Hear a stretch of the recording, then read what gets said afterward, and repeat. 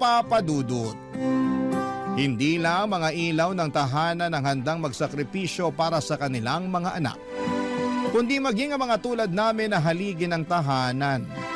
Kaya nga kahit mahirap mapalayo sa pamilya ay tinitiis ko ang lungkot, mabigyan lang na magandang kinabukasan ang aking anak na naiwan sa Pilipinas. Walang gabi bago ako matulog na hindi ko iniisip ang magiging buhay ng anak ko sa hinaharap. Sakaling wala akong ipong pera. Buti na lamang kahit papaano ay napapasaya ako ng programa ninyong Barangay Love Stories na madalas ko pong pinakikinggan online. Tapos isang araw ay naisip kong magpadala na lamang ng sulat sa inyong istasyon upang ibahagi ang aking kwento o Papa Dudut. Bago tayo pumunta doon, magpapakilala muna ako. Tawagin niyo na lamang ako sa pangalang J. Mark. 31 years old at isang OFW dito sa Taiwan. Bali factory worker ako rito at mag-iisang taon pa lamang ngayong 2025. Tubong Quezon City ako at nasa biyanang kong babae ang kaisa-isa kong anak. Mahirap na talaga ang pamilya namin noong araw. Hindi nga ako nakatungtong sa kolehiyo at hanggang high school lamang ang natapos ko. Sa kabila ng lahat, masipag ako at madiskarte sa buhay. Sa katunayan ay marami na akong negosyong pinasok pero lahat ay kulelat dahil nahihirapan akong palaguin ang puhunan ko. Siguro'y dahil wala akong sapat na kaalaman. Na-scam at inuutangan pero hindi binabayaran hanggang sa nakapasok at nagtrabaho na lamang ako bilang janitor. Papa Dudut, bunso ako sa 6 na magkakapatid at lahat ng mga kuya at ate ko ay may sarili na pong pamilya. Pareho na rin patay ang mga magulang namin. Kaya mag-isa na lamang akong namumuhay na mga panahong nakilala ko si Katrina, ang nanay ng anak ko. Sa isang online dating app kami nagkakilala taong 2023.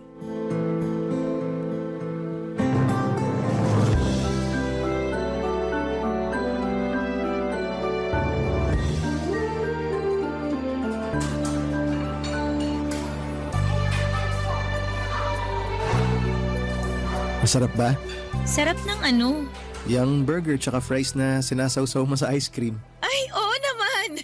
Favorite ko tong burger pero mas panalo tong fries na sinasawsaw sa ice cream. Ngayon ko lang nalaman na pwede pala tong gawing sawsawan. Sanay lang kasi ako sa ketchup eh. Kanya-kanyang trip lang naman yan. Madalas ginagawa ko rin yan pag naaalatan ako masyado sa fries nila. Kuya ko nga pala nagturo sa akin yan. Nakita raw niya sa anak niya kaya ginaya niya. Talaga? Ibang klase na rin ang panahon natin ngayon, ano? Bata na yung nagtuturo sa mga matatanda. Pero sigurado ako na tinuruan lang din naman yung pamangking ko ng mga kalaro niya. At salamat din sa pagtuturo sa akin.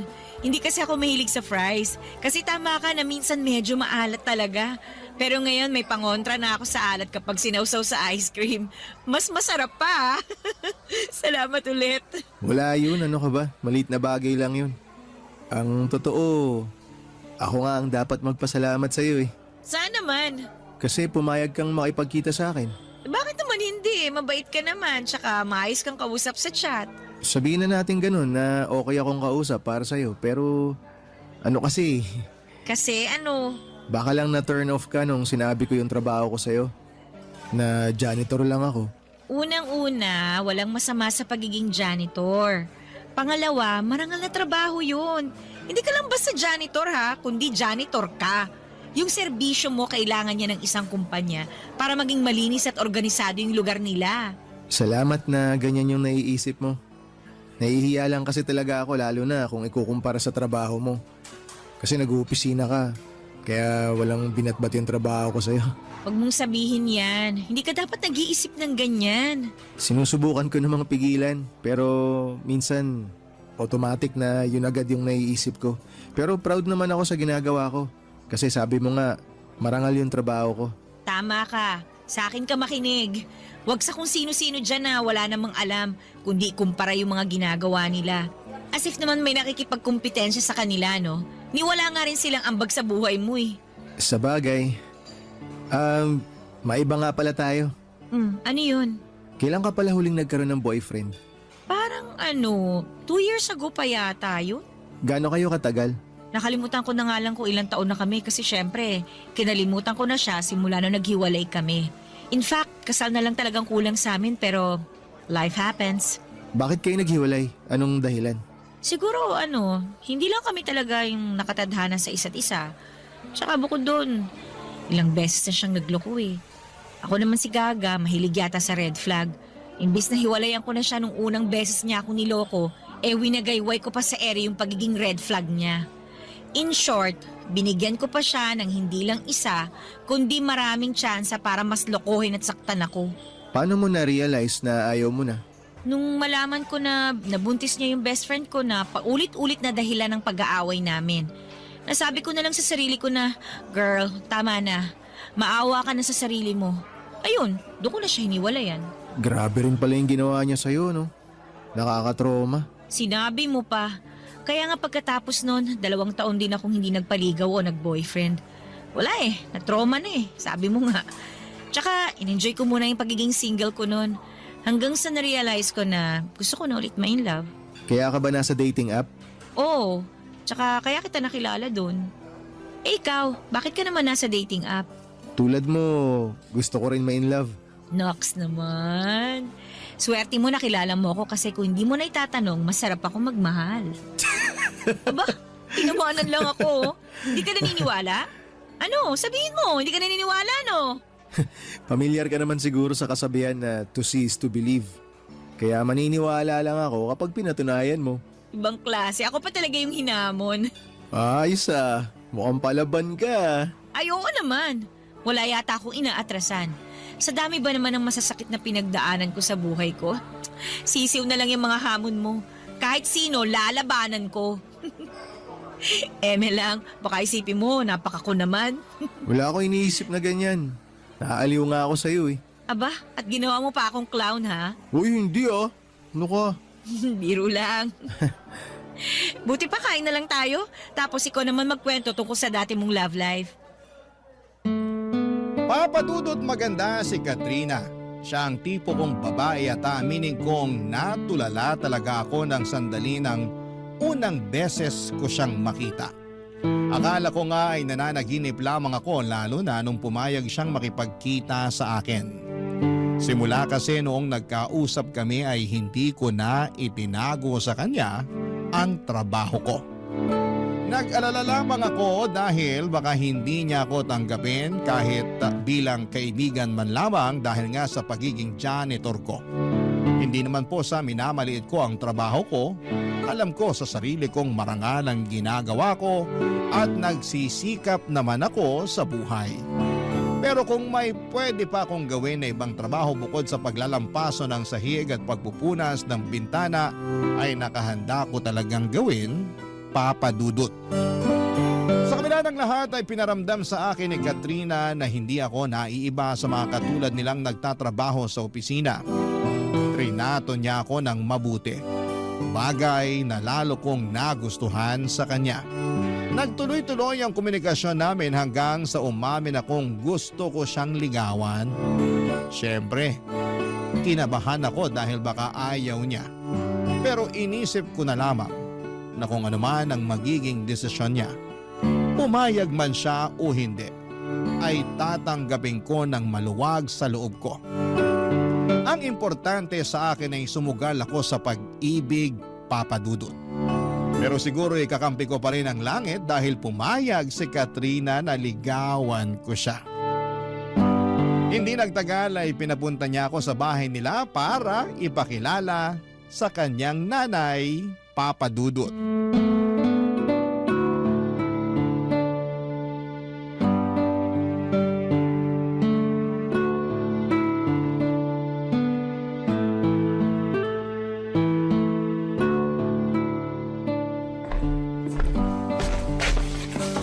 Oh, ito na ang special banana cue ko. Masarap yan. Mas masarap pa sa mga nabibili nyo dyan sa labas. Sige na, merienda muna kayo. Salamat po, Nay. Walang anuman. Teka, upo ako para makapagkwentuhan kami niyang messenger nyo. Ha?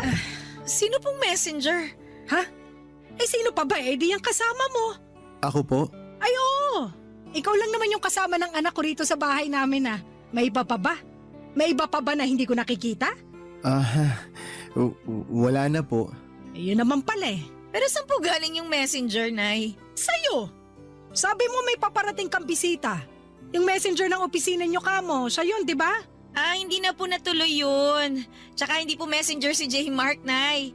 Manliligaw ko po siya at pinapunta ko siya rito sa bahay para po makilala nyo. Ganun ba? Nako, sorry iho. Akala ko kasi ikaw yung messenger na kanina pa hinihintay ng anak ko. Ito naman kasing si Katrina hindi nagsabi na hindi na pala tuloy yung hinihintay niya. Napagkamalan ko pa tuloy itong manliligaw. Teka, tama ba yung narinig ko na sinabi mo? Na manliligaw ko po si J. Mark? Oo! Tama naman po. Pero bakit kayo sumisigaw, Nay? Nagulat lang kasi ako. Nagbago na ba ang taste mo sa lalaki? Ano po bang pinagsasabi nyo? Ang alam ko kasing tipo mo yung maputi at saka makinis Kaso tong manliligaw mo hindi naman ganun kaputian. Tingnan mo ang itim-itim ng balat. Mukha pang dry. Parang hindi nasasayaran ng lotion. Sobra naman po kayo magsalita. Totoo naman wag mo sanang mamasamain, no, J. Mark? Tama ba? Opo, tama po. Pero, construction worker ka ba? Nay! Bakit? Anong bakit? Kung ano-ano pong tinatanong nyo kay J. Mark Ayos lang naman, Katrina. Walang problema. Siguro gusto lang talaga malaman ng nanay mo yung trabaho ko. Tama yun. Siyempre bilang nanay mo, responsibilidad kong alamin ang background ng mga manliligaw mo, no? Buti pa si J. Mark naiintindihan ako. Naiintindihan ko rin naman kayo. Pero hindi ko gusto yung tono at yung pagkakatanong nyo. Wala namang masama sa tanong ko. Masyado ka lang kasing sensitibo. Basta balik tayo sa'yo, J. Mark. Ano nga ulit ang trabaho mo? Curious lang ako, wag mo sanang mamasamain, Hindi ko naman po minamasama. Bale, janitor po ako. Yun po ang trabaho ko. Janitor? Yung naglalampaso ng sahig? Naglilinis ng mga basura sa opisina? Opo, yun nga po. Katrina naman! Bakit po? Bumaba na ba talaga taste mo sa lalaki? Hindi lang sa itsura, pati na rin sa trabaho na manliligaw mo.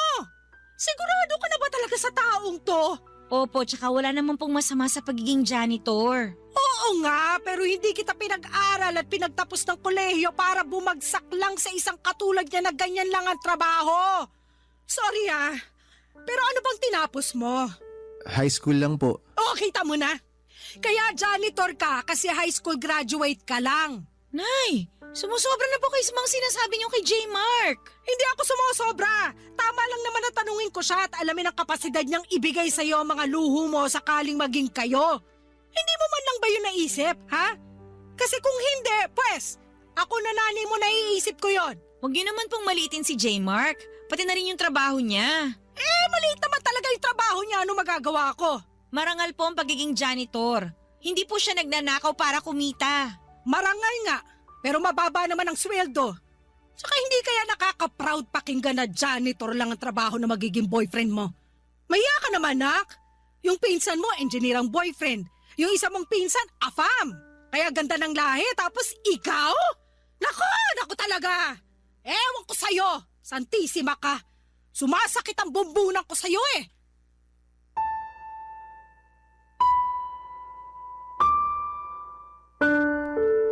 Papadudot matagal na simula nang nagka-girlfriend ako. Sa sobrang tagal na nga ay hindi ko na po maaalala. Nahihiya kasi akong makipag-date ng walang panggastos kaya hindi talaga ako pumapasok sa isang relasyon. Kaya nga, inabala ko na lamang ang sarili ko sa pagtatrabaho habang nag-iipon. Pero dahil pamahal ng pamahal ang mga bilihin at paminsan-minsan ay nahihingan pa ako ng tulong ng mga kapatid ko ay nababawasan ang ipon ko. Kaya nga aaminin kong pinalaban ako ng husto sa mga sinabi ng nanay ni Katrina tungkol sa trabaho ko. Naisip ko kung kaya ko bang ibigay sa anak niya ang buhay na kinasanayan nito kung sumisweldo lamang ako ng sapat para sa akin. Papadudod para po akong binuhusan ng malamig na tubig ng mga panahong yon. Buti na lamang at nandun si Katrina para saluhin ako at ipagtanggol sa nanay niya. Matapos niyang mapansin ang pananahimik ko pagkatapos ng pag-uusap namin. Barangay Love Stories. Barangay Love Stories. Papadudot pinanghinaan ako ng loob matapos akong pagsalitaan ng masasakit ng nanay ni Katrina. Bagaman nagsorry siya sa mga sinabi ng nanay niya sa akin ay napaisip pa rin po ako kung tama pa mang ipagpatuloy ko ang panliligaw sa kanya. Pero sa uli na-realize ko na mahal ko na si Katrina at matagal-tagal na rin simula nang pumasok ako sa isang relasyon. Kaya alam ko sa sarili ko na wala akong hindi kayang gawin para lamang mapatunayan sa nanay niya na karapat dapat ako para sa kanyang anak. Ipinagpatuloy ko ang panliligaw kay Katrina hanggang sa sinagot na nga niya ako. Hindi nagtagal ay naging kami at makalipas lamang ang 3 buwan ay nabuntis ko na si Katrina. Plano na sana naming bumukod pero nakiusap ang nanay ng girlfriend ko na doon na lamang muna sa bahay nila kami tumira para makapag-ipon ng pera at mabantayan at maalagaan niya ang kanyang anak. Sumang-ayon kami ni Katrina sa kahilingan ng nanay niya. Kahit na alam ko sa sarili ko na makakarinig na naman ako sa nanay niya ng mga masasakit na salita. At hindi nga ako nagkamali doon, papadudot.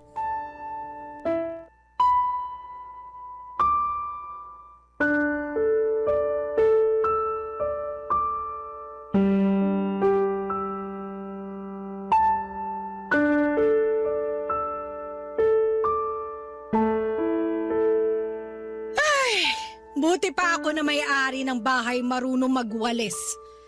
Samantalang yung iba dyan na nakikitira lang, pakape-kape lang, oh. Kapal talaga ng mukha, grabe. Nay, ako po ba yung pinariringgan nyo? O sino pa nga ba? Wala namang ibang tao rito kundi tayong dalawa lang. Excuse nga, J-Mark, ang laki mong kalat. Sobra naman po kayo magsalita. Ngayon lang naman po ako nakapagkape at nagpahinga. Hapon na. Di ba ang pagkakape sa umaga ginagawa? Hindi po kasi ako nakapagkape kanina. Naglaba po ako agad ng mga damit namin ni Katrina. Pati yung mga damit niyo po, sinama ko na. Ha? Bakit mo naman sinama pati damit ko? Para hindi na po kayo mahirapan sa paglalaban, ay. Paano yung mga ano ko? Huwag po kayo mag-alala. Hindi ko po sinama sa mga nilabang ko yung mga ano nyo. Damit lang po talaga. Tsaka si Katrina po ang nagbukod ng mga labahan nyo. Sabi ko po sa kanya, isabay ko na para mabawasan yung mga gagawin ninyo. Nakwento po kasi sa akin ng anak nyo na madalas raw po nyong ireklamo yung balakang nyo na sumasakit pag matagal kayong nakaupo. Ganon talaga pag tumatanda pero sa susunod, huwag ka na nga magmamarunong pwede. Sinubukan ko lang pong makatulong. Hindi naman po ako nagmamarunong. Nagmamarunong ka eh. Kunwari ka pang concerned sa akin at sa balakang ko pero akala mo ba? Hindi ko alam na inuuto mo lang ako? Gusto mo makuha ang loob ko para maging mabait na ako sa'yo. Maniwala po kayo o hindi ko po kayo inuuto. Pero totoo po na gusto kong makuha ang loob nyo. Di lumabas din ng totoo dyan sa bibig mo. Ay, Nay, ang ibig ko pong sabihin, gusto ko po na magkasundo tayong dalawa. Lalo na po ngayon na magkakaroon na po kami ng anak ni Katrina. Tsaka parang hindi po maganda na may galit kayo sa akin. Nakatira po tayo sa iisang bubong. Yun na nga eh. Kung bakit kasi binuntis-buntis mo pa yung anak ko. Baka akala ko jojowain mo lang. May plano ka na palang buntisin. Pareho po namin ginusto ni Katrina na magka-baby na. Tsaka nasa tamang edad na rin naman po kami, Nay. Kahit na! Para sa akin lugi pa rin sa'yo yung anak ko at ngayon yung magiging apo ko naman. Dahil po ba janitor lang ako? Oo! Hindi mo naman ako masisisi kung makwestiyon ko kung ano na lang yung magiging hinaharap sa'yo ng anak at apo ko. Hindi nga ako sigurado kung kaya kang buhayin ng sweldo mo eh. Paano mo patutustusan na mag-ina mo, Aber? Meron naman po akong konting naitatabing pera. Hindi rin po ako gastador. Marunong po ako mag-ipon. Tsaka masipag po ako. Oo nga, kasi pati damit ko nilaban mo kahit hindi ko naman inuutos sa'yo. Siguraduhin mo lang na maayos sa pagkakalaba mo doon at hindi ko na uulitin pa dahil pag marumi pa yon, nako! Sisingilin kita sa tubig at sabon na ginamit mo. Sobra naman po kayo makapagsalita sa akin. Hindi yun sobra. Nagsasabi lang ako ng totoo. Matagal na pong biyasa tong mga kamay ko sa pagkukusot at pagpipiga. Bata pa lang po kasi ako na naglalaba sa amin. Kaya sinisiguro ko po sa inyo na maayos po yung pagkakalaba ko ng mga damit nyo. O hindi ko naman talaga tinatanong at wala akong pakialam. Nay, wag naman po kayong ganyan. Huwag mo nga akong artehan ng ganyan. Akala mo yata madadala mo ako sa kakaganyan mo. Oh, yung kape na tinimpla, tiniinom mo, malamang ako pa rin ang gumastos niyan, no? Ano, masarap ba? Masarap bang uminom ng kape na hindi mo binili? Masarap po. Sumasagot ka pa? Ay, talaga naman! Wag po kayong mag-alala. Pag sumweldo po ako na pong bahala sa pangkape natin. Pangkape lang? Paano naman yung bigas sa ulam? Susubukan ko pong makapag-ambag para rin. Bakit hindi buong sweldo mo yung ipambili mo? Kahit po gustuin ko, yung kalahati po kasi ng sweldo ko nakalaan sa panganganak ni Katrina. Ay nako! Dami mo talagang palusot, ewan ko sa'yo! Maniwala po kayo, hindi po ako nagpapalusot. Gusto ko lang po talaga na maging handa kami para sa pagdating ng baby namin. Dapat lang naman talaga na maging handa kayo, no? Lalo na hindi ka mamayaman. Lalong dapat doblehin mo, hindi kaya triplehin mo yung pagsisikap sa pagtatrabaho. Kung kailangan mong gawing araw ang gabi at magtrabaho pa rin na magtrabaho, gawin mo! Wala kang karapatang magpahinga kasi wala kang pera!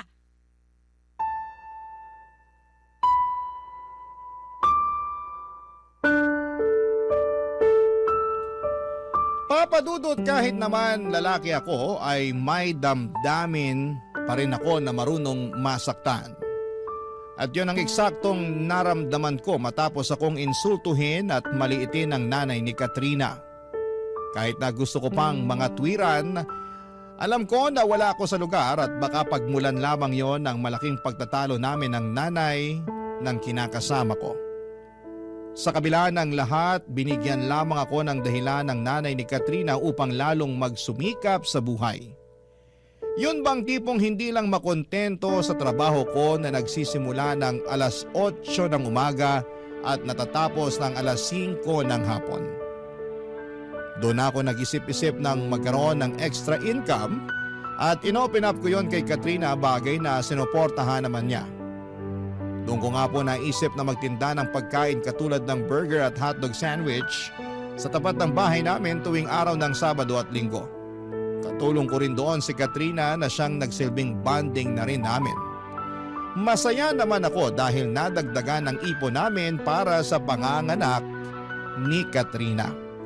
At kahit na may inaasahan naman kami na makukuha niya na benepisyo, sa trabaho niya ay iba pa rin yung may pera kaming hawak na pwede naming mahugot sa oras ng pangangailangan.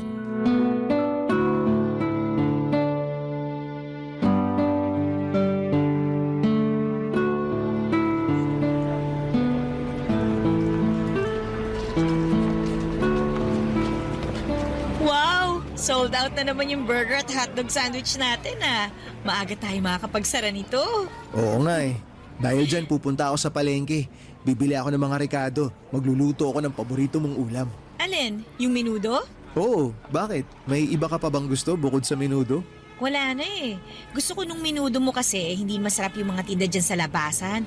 Kung hindi matabang, maalat. Tapos meron namang sobrang tamis. Ewan ko ba sa mga yan? Parang joke time yung pagluluto ng ulam na binibenta nila. Di ba pag nagbebenta ka, dapat sinasarapan mo? Mismo, pero sabi mo nga, ewan natin sa kanila. Pero maya-maya ka na umalis ha, maaga pa naman tsaka katatapos lang natin magtinda. Upo muna tayo rito tsaka magkwentuhan muna tayo. Gusto mo ng kape? Timpla kita? Wag na. Sabi kasi ng nanay mo, sa umaga raw dapat nagkakape. At nakinig ka naman kay nanay. Nagkakape pa rin naman ako sa hapon, di ko lang pinapakita. Kasi baka may masabi na naman siya. Tungkol sa bagay na yan, pagpasensyahan mo na si nanay ha. Menopause na kasi yun eh, kaya ganun lang tabas ng dila nun. Ewan ko ba naman sa nanay kung yun? Ayos lang sa akin yun. Nai-inspire nga ako pag pinagsasabihan niya ako ng ganun eh. Na-inspire ka na ano? Na magsikap ng gusto para sa pamilya natin. Oo, masakit yung iba niyang mga sinasabi pero naiisip ko lang na nanay pa rin siya eh. Siyempre gusto niya lang kung ano yung maganda para sa'yo. Tsaka pinangangaralan niya lang ako, yun ang tingin ko ah. Kaya nga imbis na magmukmok o magalit ako sa kanya dahil sa mga masasakit na sinasabi niya sa akin, iniisip ko na lang na yun yung paraan para mas mapalago ko pa yung sarili ko. Kaya mo ba naisip na mag-business ng hotdog sandwich at burger dito sa lugar natin tuwing Sabado at Linggo? Oo, matagal ko na rin namang sinusubukan magnegosyo pero palaging inaalat eh. Laging minamalas. Ayun, kaya hindi nagtatagal. Oo, bakit naman? Ang iniisip ko na lang, baka hindi para sa akin yung mga sinimulan kong negosyo. Kaya nag-concentrate na lang ako sa pagtatrabaho. Pero buti hindi ka pa rin sumusuko, no? Sumuko saan? Sa pagninegosyo? Oo, naisipan mo pa rin na magtinda kahit na sabi mo nga minamalas ka. Siyempre, dapat subok lang tayo ng subok. Tsaka nasa isip ko, gusto ko kasi talagang magtagumpay. Lalo na tong negosyo na sinimulan natin. Malaki na yung pakinabang nito sa atin kung tutuusin. Extra income, sabi nga ng nanay mo. Kung hihintayin ko lang kasi yung sweldo ko, kinsenas katapusan, hindi tayo makakaipon ng malaki-laki para sa paglabas ni baby, di ba? Naiintindihan ko naman na yun talaga yung gusto mong mangyari. Yung makaipon ng malaki. Pero sana, huwag mo pa rin masyadong pagurin yung sarili mo. Na-appreciate ko naman lahat ng pagsasakripisyo mo para sa pamilya natin. Pero huwag ka namang gigil masyado. Baka kasi kung mapano ka eh. Kawawa naman kami na magiging anak natin. Walang mangyayari sa akin. Malakas kaya ako. Alam ko naman yun. Pero mabuti na rin yung nag-iingat. Tsaka dapat balanse lang ang lahat. Paano ba yung balanse? Ano, yun bang may oras ng trabaho pero syempre may oras din ng pahinga. Nagpapahinga naman ako ah. Huwag kang mag-alala. Hindi ko lang mapigilan kasi na nakikita ko na halos gawin mo ng araw yung gabi. Ang sipag-sipag mo kaya, wala akong masabi kundi napakaswerte ko talaga sa'yo. Yun lang din naman kasi ang maipagmamalaki ko eh, yung kasipagan ko. Hindi rin. Marami kang mabubuting bagay at katangian na pwede mong ipagmalaki. Una na dyan yung trabaho mo kasi marangal yun. Tsaka wala kang tinatapakang tao. Tsaka hindi ka naman tatagal ng halos 5 taon doon sa pinapasukan mo kung hindi maayos ang serbisyo mo. Totoo rin naman yan. Hindi talaga nila ako madaling mapapalitan kung tutuusin kasi maayos naman ako magtrabaho. Kaya nga dapat mong ipagmalaki yun. Yung mga janitor kasi namin sa office, nako, sandali lang. As in, 1 o 2 buwan, ibang mukha na kagad yung makikita namin. Hindi raw kasi maayos magtrabaho. Tsaka madalas inirereklamo ng mga boss, kaya tinatanggal sila sa trabaho. Pero para sa akin, kahit ano pa yung trabaho mo, basta marangal yan. Dapat minamahal mo ng husto, lalo na sa hirap ng buhay ngayon. Tama. Yung trabaho mo kasi, yan ang sumusuporta at bumubuhay sa pamilya mo. Kaya dapat lang na mahalin at irespeto mo.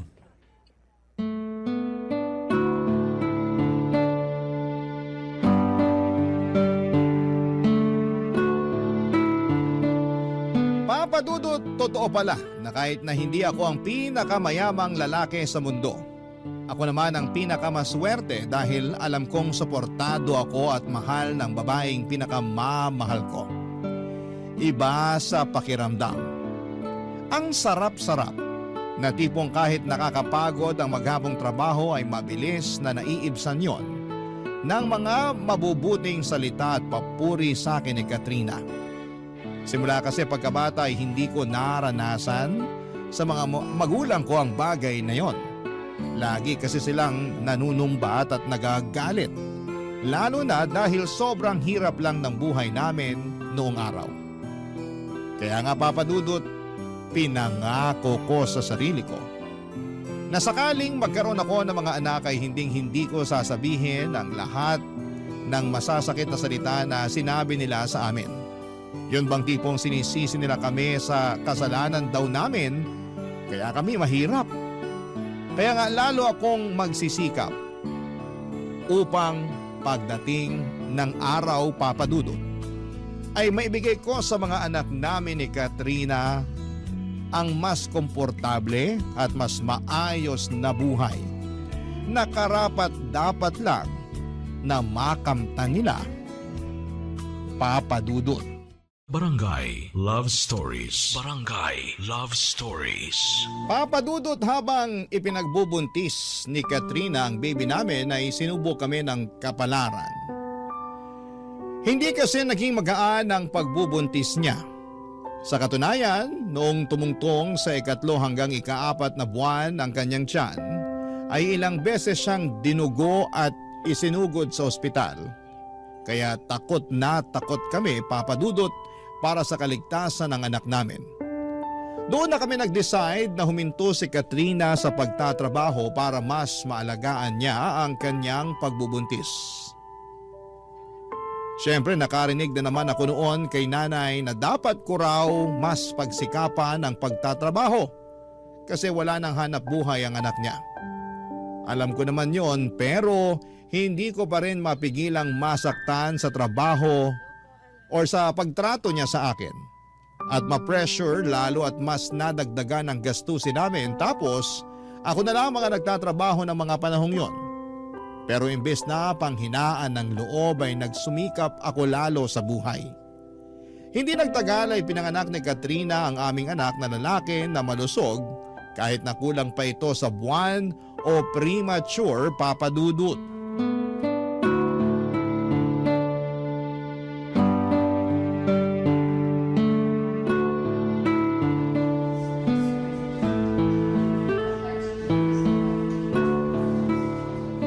Okay ka lang ba? Bakit mukha kang malungkot? May nangyari ba? Wala naman. Pero naisip ko lang kung kailan kaya natin may uuwi sa bahay si baby. Sabi ni Doc, mga ilang araw pa raw nilang kailangan obserbahan si baby. Para daw sigurado tayo na walang problema pag inuwi natin siya. Sana lumaban yung anak natin, no? Sa totoo lang, naniniwala ako na lalaban siya para sa atin. Ay, alam mo, naisip ko kasalanan ko kung bakit nagkagano ng baby natin eh. Bakit mo naman naisip yan? Pakiramdam ko kasi hindi sapat yung pag-aalaga at pag-iingat na ginawa ko. Hindi totoo yan. Nag-resign ka nga sa trabaho para mas maalagaan mo yung pagbubuntis mo di ba? Oo, pero hindi ko kagad ginawa eh. Sana nung una pa lang nag-resign na ako para mas natutukan ko yung pagbubuntis ko. Naniniwala ako na ginawa mo, na ginawa natin lahat ng paraan para mabantayan at maalagaan sa sinapupunan mo si baby. Kaya wag mo nang sisihin yung sarili mo sa nangyari. Tsaka naipanganak mo naman ng maayos yung baby natin eh. Kailangan lang talaga siyang i-monitor ng mga doktor para masiguro yung kaligtasan niya. Salamat kasi gumaan naman yung loob ko sa sinabi mo. Ay, Oh, bakit parang ikaw naman yata ang nalungkot? masaya naman talaga ako pero medyo nalulungkot lang kasi sinisisi mo yung sarili mo dahil sa nangyari. Huwag ka nang malungkot. Sabi mo nga ginawa ko naman lahat para maalagaan si baby, di ba? Oo, At kasama kita doon kaya hindi ko nasisisihin ang sarili ko. yan ang pinakamagandang isipin. Mas pagtuunan na lang natin ng pansin yung paggaling mo para makalabas na kayo rito ni baby sa ospital. Excited na nga ako umuwi sa bahay eh. Ako rin. Gustong gusto ko na kayong iuwi. Pero pag hindi nangyari yon, ikaw nang bahala sa anak natin ha. Uy, ang pinagsasabi mo dyan? Wala naman. Gusto ko lang mangako ka sa akin na kahit anong mangyari, mawala man ako o ano, hindi mo pa rin pababayaan yung anak natin. Hindi ka mawawala. Bakit ka naman mawawala? Ewan ko. Basta bigla na lang pumasok sa isip ko eh. Hindi ako naniniwala na bigla mo na lang naisip yan. Ano ba talagang problema? Ay, sorry. Ano ka ba? Huwag ka mag-sorry. Ang pinakamaganda na gawin mo, ikalma mo yung isip mo. Tsaka pagtuunan mo ng pansin yung paggaling mo. Mapapanatag lang ako kung mangangako ka sa akin. Mangangako na ano? Naaalagaan mo yung anak natin kahit na anong mangyari. Siyempre kahit naman talaga anong mangyari, aalagaan ko yung baby natin eh. Hindi ko siya pababayaan. Pati ikaw, hindi rin kita pababayaan. Magsisikap ako ng gusto para maitaguyod ko yung pamilya natin. Salamat, J-Mark ha. O ano, okay na. Nangako na ako ha. Dapat ikaw rin mangako ka sa akin. O ano naman ang ipapangako ko? Na magpapagaling ka. Naaalagaan mo yung sarili mo para lumakas ka. Para sa amin ang anak mo. Kasi marami pa akong pangarap kasama kayo ng baby natin. Hindi ko kakayanin kung may isa sa inyo mawala sa akin. Walang mawawala sa amin, no? Pareho yata kaming warrior ng anak mo. Ikaw ba naman nanay eh? Sigurado warrior talaga yung anak mo. Thank you sa pag-aalaga sa amin ng baby natin. Simula pa lang nung nagkakilala tayo at nalaman nating magkakaanak tayo. Thank you talaga. Mas pinagaan mo yung pagbubuntis ko. Hindi mo kailangan ipagpasalamat sa akin yun kasi masaya ako na alagaan ka. At ngayon, Responsibilidad ko na yun bilang padre de pamilya. Kaya asahan mo na gagawin ko ang lahat para maalagaan kayong dalawa ni baby. Pangako yan. Ang swerte-swerte ko talaga sa'yo. Tama talaga yung desisyon ko na tanggapin yung panliligaw mo at sagutin ka. Alam ko na kasi na magiging mabuting tatay ka sa anak natin eh. Salamat at naisip mo yan. Sa totoo lang, matagal ko na rin talagang pangarap maging tatay. At ngayon natupad na. Tinupad mo yung pangarap ko. Tinupad mo rin naman yung pangarap ko na maging nanay sa anak natin kaya salamat talaga. O siya, ituloy na lang natin tong mahabang usapan na to. Basta ang pinakagawin mo, magpagaling ka. Ha? Pagka nakalabas na kayo rito ni baby, kung pwede, pasyal tayo sa beach. Gusto ko yan. Alam ko talaga na gustong gusto mong pumunta sa beach, kaya tutuparin natin yan. Kasama ang baby natin.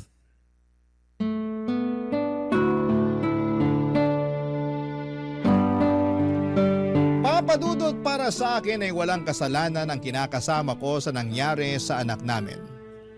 Alam ko na ginawa niya ang lahat upang maalagaan ng baby namin at maisilang ng maayos.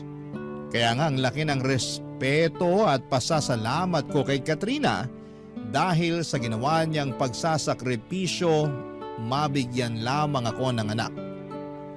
Pero aminado ako na natakot ako noong nagkausap kami dahil para siyang nagbibili na. Sa kabila ng lahat ay sinantabi ko ang pangamba ko at nag-focus sa pagsasaayos ng kwarto namin para sa nalalapit na pag-uwi ng mag-ina ko sa bahay. Ganon din ang iba pang papeles at pera na kailangan na pambayad sa ospital. Kaya lang, hindi na nangyari yon. Dahil makalipas lang ang isang araw ay nag-50-50 si Katrina bago siya binawian ng buhay. Papadudot, nagkaroon pala ng komplikasyon ang panganganak niya. At hindi na yon naagapan pa. Papadudot, namatay ang kinakasama ko. Matapos maipanganak ang baby namin. Sobrang sakit, Papadudot. Para akong napilay ng mga panahong yon at pakiramdam ko ay pinagsakluban ako ng langit at lupa. Matapos iwanan na lamang ni Katrina ng basta-basta. Iyak ako ng iyak na para bang gusto ko na ring sumunod sa kanya, Papadudot. Hindi ko akalain na maglalaho ng ganong kabilis ang lahat ng mga pangarap namin. Ang sakit, lalo't plano ko na yayain siyang magpakasal kapag nakarecover na siya sa panganganak. Pero alam ko na hindi na yon mangyayari pa. Ilang araw, Papadudot, pagkatapos ng libing ni Katrina ay mas lalo akong nalugmok dahil sa matinding kalungkutan.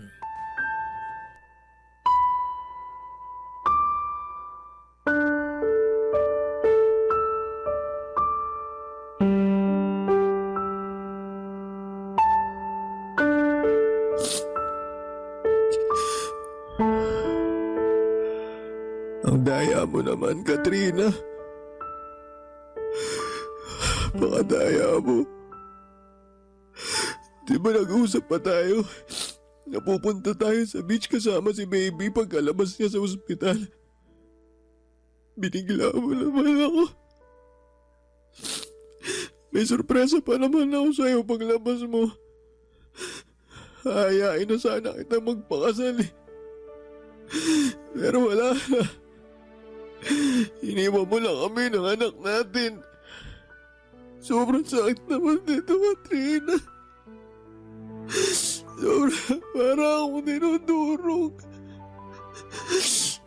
Nararamdaman ko yung kaluluwa ko na uupos na.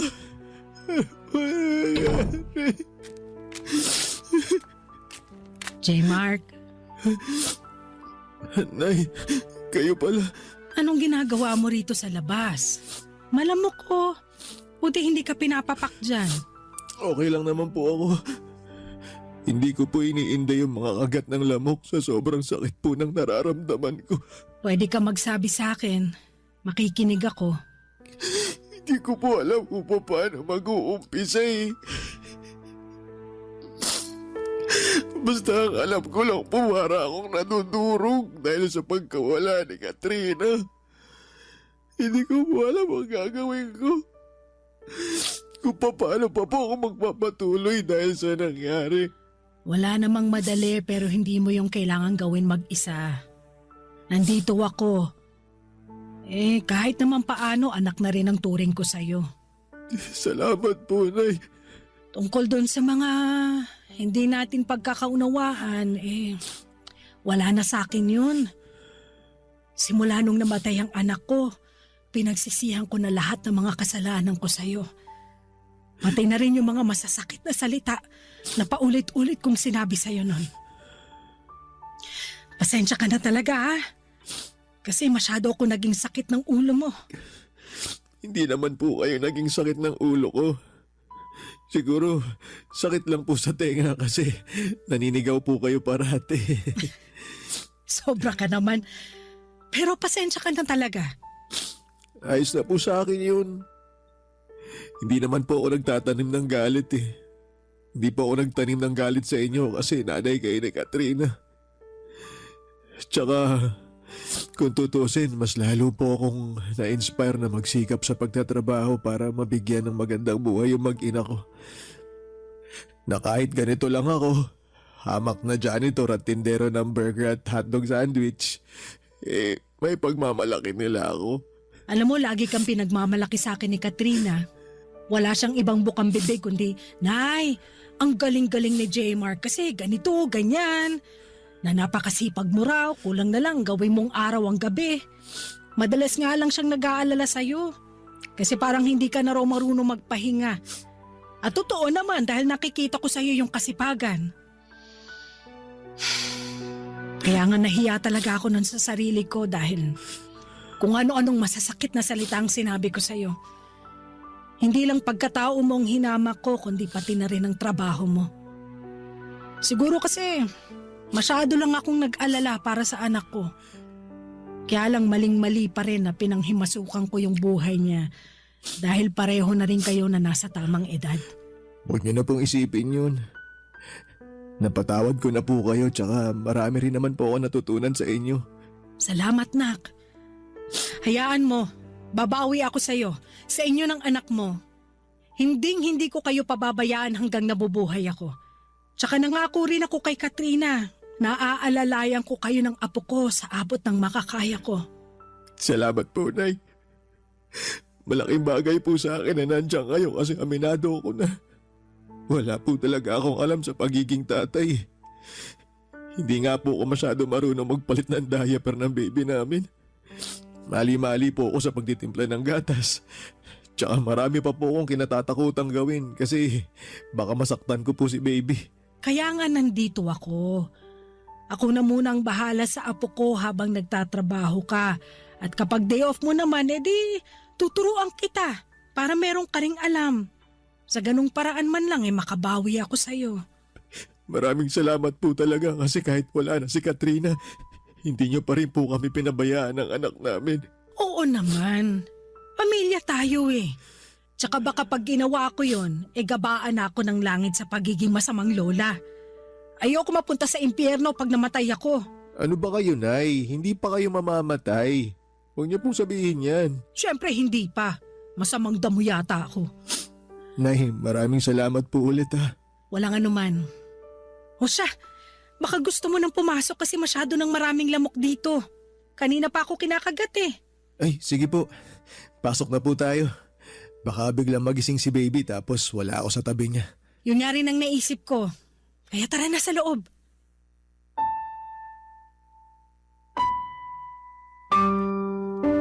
Papadudot malaking bagay sa akin na inalalayan ako ng nanay ni Katrina para makapagtrabaho pa rin at magawa ng maayos ang tungkulin ko bilang tatay sa anak namin. Kung ako lang kasi ay baka mahirapan ako lalo na at kailangan din ako ng baby namin. Mga ilang buwan ko rin na inaral ng husto lahat ng turo sa akin ni nanay mula sa pagpapadede kay baby, pagpapalit ng diaper, pagpapaligo hanggang sa pagpapadighay. At isa lamang ang masasabi ko. Lahat yon ay hindi madali. Kaya nga kahanga-hanga ang mga ilaw ng tahanan mula sa pagbubuntis nila, panganganak at pag-aalaga sa kanilang baby. Papadudot hindi nagtagal ay may kumatok na opportunity sa akin na magtrabaho abroad kaya sinunggabang ko na kaagad. Ang plano ko lang ay tapusin ang 3 taon kong kontrata rito upang makapag-ipon ng pera na pang negosyo sa Pilipinas tapos ay uuwi na ako para makasama ko na ang baby ko. Nangako naman sa akin si nanay na babantayan niya at aalagaan ang anak ko hanggang makauwi ako. Kasama niya sa bahay nila sa Quezon City ang pinsang babae ni Katrina na binibigyan ko na lamang ng allowance para meron ding panggastos. Kahit na mahirap mapalayo sa anak ko, ay wala akong hindi kayang gawin. Mabigyan ko lamang siya ng magandang buhay sa hinaharap. Nasa bawat patak ng aking pawis at luha dito sa ibang bansa ay inspirasyon ko siya. At dala-dala ko sa puso ko ang pangako sa nanay niya na aalagaan siya at itataguyod hanggang sa aking huling hininga. Alam ko kung nasaan man si Katrina ngayon ay proud na proud siya sa akin dahil kinakaya kong magpatuloy kahit na mahirap simula nang mawala siya. Hanggang dito na lamang po ang sulat ko, Papa Dudut. Maraming salamat sakaling mapili po ninyong i-ere ang istorya ng buhay ko. Sana'y marami akong na-inspire na mga kabarangay natin sa kwentong ibinahagi ko. More power and God bless sa Barangay Love Stories. Ang inyong kapuso at kabarangay forever, J. Mart. Dear Papa Dudut, ako nga pala si Rosie, 25 years old, isang babaeng pinaasa at patuloy na umaasa. Nakilala ko sa isang dating app si Dom. 40 years old na siya, maganda ang tindigan niya at malakas talaga ang appeal. Kaya naman mabilis din lamang akong na-fall sa kanya, Papa Dudut. Halos 1 buwan kaming nag-usap online bago kami nag-decide na magkita na. Pinaghandaan ko yon, Papa Dudut, bumili ako ng magandang damit at sapatos. Napabili na rin ako ng mahahaling pabango. Nagpa-facial ako at nagpakulay pa ng buhok ko. Ganon ako kainteresado kay Dom. Alam kong masyado pang maaga noon para malaman kung siya na talaga ang nakatakda para sa akin. Pero gusto ko siya na talaga, Papa Dudut. Kaya nga ako na rin ang gumawa ng paraan para hindi na siya bumitaw sa akin. 1 beses pa lamang ako nagkaroon ng karelasyon at masasabi kong ibang-iba. Si Dom, Papa Dudut. Ibang naramdaman kong kilig sa kanya. Kaya naman siniguro ko na liligawan ako ni Dom kapag nakita niya ako sa unang date namin. Nagpa-late nga ako ng dating para kunwari ay may grand entrance. Sa labas pa lamang ay nasilayan ko na siya. Malakas ang naging kabog ng dibdib ko at napakagwapo pala niya sa personal at parang wala siyang 40 kung titignan. Halos hindi ako makapasok noon dahil kinakabahan ako dahil baka hindi ako maging enough sa kanyang paningin. Nilaksan ko na lamang ang loob ko at saka nagpa-sexy habang naglalakad patungo sa kanya. Hindi naman ako nabigo sa reaksyon na inaasahan ko, Papa Dudut. Alam kong nabighani ko siya sa pakending-kending na paglakad ko. Namula pa nga ng bahagya mga pisngi ko dahil nakatitig lamang siya sa akin at parabang gandang-ganda siya sa akin. Nang maupo na ako ay nginitian ko na siya, Papa Dudut. Halos hindi ako makatingin sa kanya ng diretsyo dahil nakatitig lamang siya sa akin. Alam kong liligawan na niya ako noon, ramdam na ramdam ko na, Papa Dudut.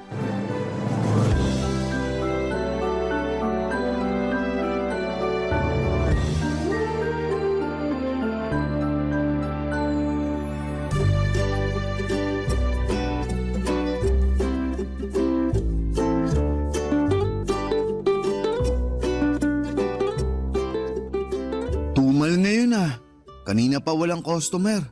Dapat ganitong oras, dagsa ng mga tao. Ganun talaga. Di lahat ng araw mabenta tayo. Meron talaga yung ganito, walang katao-tao. Wala na ngang katao-tao, pati boses mo wala rin kabuhay-buhay. Malungkot kasi ako. May nangyari ba? Meron. Ayoko nga sana mag-duty pero di naman pwede. Pwede kang magkwento sa akin. Para kahit paano, gumaan naman yung loob mo. Ay, di niya na kasi ako kinakausap eh. Ha? Sino? Sino pa ba? Eh di yung kinukwento ko sa'yo nung nakaraan. Yung lalaki na nakilala ko sa clan. Yun ba? Akala ko di na kayo nag-uusap nun. Sabi mo pa nga, nakakatamad siyang kausapin, di ba? Oo, nung una. Pero mali pala ako. Buti na lang nireplyan ko pa rin yung text niya. Binigyan ko ng chance na makilala siya ng husto. Pero sabi mo, hindi ka na niya kinakausap, di ba? Oo. Kailan pa? Nagsimula nung isang araw tapos hanggang ngayon. Tinadtad ko na nga siya ng text eh. Sinubukan ko ring tawagan pero cannot be reached naman. Di ko naman alam kung anong rason kasi okay naman kami tuwing nag-uusap kami. Yung totoo, in love na nga ata ako sa kanya eh. Patay tayo dyan. Baka naman naramdaman niyang in love ka na sa kanya, kaya di na siya nagparamdam. Ganun ba yun? Minsan, oo. Siya kaya yung una nagsabi sa akin na gusto niya ako. Tapos sabi ko di pa ako ready ulit makipagrelasyon kasi nga kakabreak ko pa lang si ex-boyfriend ko. Nakwento ko yun sa'yo ah. Oo, iyak ka pa nga ng iyak sa akin nun. Ang pangit ko ba ng mga oras na yun? Hindi naman, sakto lang. Grabe ka naman sa akin. Kaibigan ba talaga kita? Oo, kaya nga sinasabi ko lang yung totoo. Ay, nako, ang prangka mo kahit lalaki ka. Wag mo nang ibayin yung usapan. Anong sabi niya nung sinabi mo hindi ka pa ready makipagrelasyon ulit? Willing to wait daw siya. Pero hindi nawala yung sweetness niya. Yung pagiging caring at thoughtful kagaya nung una. Kaya na-inlove na rin ako. Sinabi mo ba yan sa kanya? Sasabihin ko pa lang sana, kaso hindi na nagre-reply eh. Tapos hindi ko na matawagan number niya. Palagay mo, may nangyari kayang masama sa kanya? Hindi ko alam pero palagay ko niloko ka lang niya. Hindi totoo na in love siya sa'yo. Talaga? Bakit naman niya gagawin yun wala naman siyang mapapala sa akin? Hindi ko alam pero malay mo, ginawa ka lang niyang pampalipas oras. Tapos nung nagsawa na siya, di ka na niya nireplyan. Nagkita na ba kayo? Hindi pa. 2 linggo pa lang naman kami nag-uusap eh. 2 linggo pa lang naman pala. Makaka-move on ka rin doon. Paano? Mahal ko na nga siya. OA man kung tutuusin pero kahit na sandali pa lang kami nag-uusap at hindi naging kami, broken hearted na ako. Hirap sa'yo, dali mong magtiwala sa mga lalaking nakaka-text mo. Mabait kasi sila sa akin at alam mo naman type ko, 'di ba? Sweet, caring, thoughtful. Kaya lang kayong mga lalaki talaga sa una lang kayo magaling eh. Oh, wag mong latin. Okay sige, pwera sa'yo. Saka sa mga tatay natin. Pero yung iba ganun na lahat. Ay, pakiramdam ko tuloy. Magkakasakit ako kasi broken hearted ako. Kung totoong mahal ka niya at kung para kayo sa isa't isa, babalik yun. Pag hindi, hayaan mo na lang siya. Sana nga ganun lang kadali yun.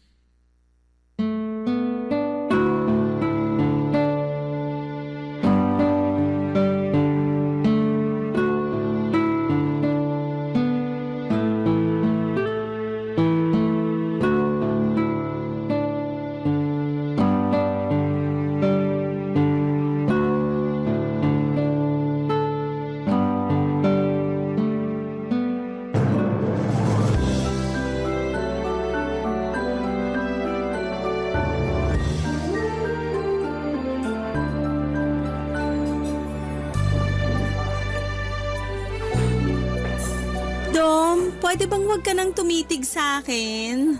Bakit naman? Kasi naman nakakailang. Paano nakakailang? Hindi ka ba sanay na tinititigan ka? Sanay naman. Pero nung ikaw na yung gumawa, Ayaw mo ba? hindi naman sa ayaw. Kaya lang ang init na ng pisngi ko eh. Ewan ko ba? Kakaiba kasi yung mga titig mo. Naintindihan na kita. Ganyan din kasi ang sinasabi ng ibang babae na dinedate ko noon.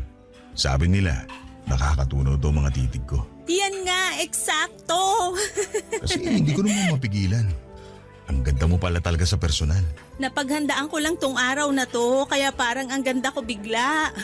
Pero wag kang umasang palaging ganito ha. Kasi may mga araw na para akong sako ng kamote. Sobra ka naman sa sako ng kamote. Oo nga.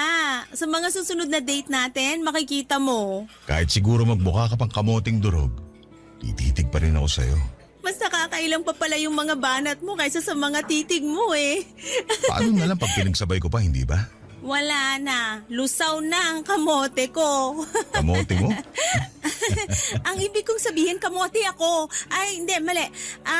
Ang ibig kong sabihin talaga, Ang cute mo pala pag kinakabahan ka. ikaw kasi eh. Ngayon lang ako nagkaganito. Ang swerte ko naman pala. Sana palagi kang ganyan pag nakatitig na ako sa'yo. Sa susunod na mga date natin, masasanay na rin ako sa mga titig mo. Hindi na yan epekto. Aba, mukhang gusto mo pang makipag-date sa akin sa susunod ah. Bakit naman hindi? Ngayon pa na pinainit mo na ang kamote ko sa mga titig mo? Komportable ka na rin magbiro tungkol sa kamote mo. Bakit ba puro kamote ang usapan? Ano bang gusto mong pag-usapan? Gusto kong pag-usapan ko ng relationship status mo. Madali lang yan. Single na single ako. Ako rin. Parehas tayo. Meron ka pa bang ibang gustong malaman sa akin bago tayo umorder? Dali na habang hindi pa ako gutom. Kailan mo naman ako liligawan? Ang bilis mo naman tanungin yan ha. Mukhang matagal mo nang pinagplano na itanong sa akin yan no. Hindi naman. Kaya lang gusto ko lang malaman syempre para alam ko kung saan ako lulugar. Lumugar ka lang dyan sa harapan ko para matitigan pa kita. Hindi pa ako sawa sa ganda mo eh. Uy, umiiwas sa tanong ko. Alam mo, mabuti pa umorder na tayo. Bigla akong ginutom sa kagandahan mo. Sige, order na tayo. Pero kapag busog ka na, sasagot ka na ha. Tignan natin kung mabubusog ako ng pagkain dito. Kapag hindi, sa susunod ka na bumawi ng tanong. Okay, hindi naman ako nagmamadali. Willing to wait ako palagi sa pagkain at sa'yo na rin.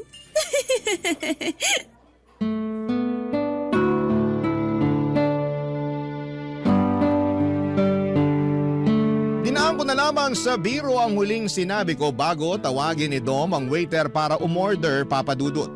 Sa totoo lang ay pambawi ko lamang yung biro na yon para matakpan ang pagkakapahiya ko. Halata namang umiiwas si Dom sa tanong ko tungkol sa panliligaw.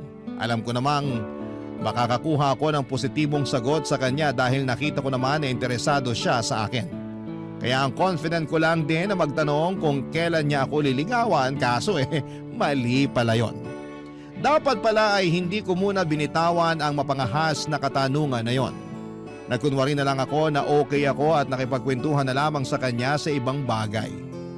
Ako na rin mismo ang naglihi sa usapang ligawan dahil masaya ang date na yon pero alam kong may kulang. Panay ang tanong ko kung may balak pa ba akong ligawan ni Dom. Yun na bang huling date namin? Inasahan kong hindi na niya ako aayain pa na mag-date dahil hindi naman niya ako sinabihan kung niligawan niya ako. Pero makalipas ang 1 linggo ay inaya ulit niya akong mag-date. Nagkaroon muli ako ng pag-asa kahit papaano. Pero hindi na ako nagtanong pang muli, Papa Dudut. Hahayaan ko siyang magkusang magsabi sa akin na nililigawan na niya ako. Nakailang dates na rin kami pero bigo akong marinig sa kanya kung niligawan ba niya ako o hindi. Nangangati na akong tanungin sa kanya kung ano ba kaming dalawa. At doon ko nga napatunayan na sa hirap palang maging babae talaga, Papa Dudut. Hindi ka makapagtanong kung ano ang namamagitan sa inyong dalawa dahil napapangunahan ka ng hiya. Pero alam kong kailangan ko ng alamin bago pa ako mahulog sa kanya ng mas malalim.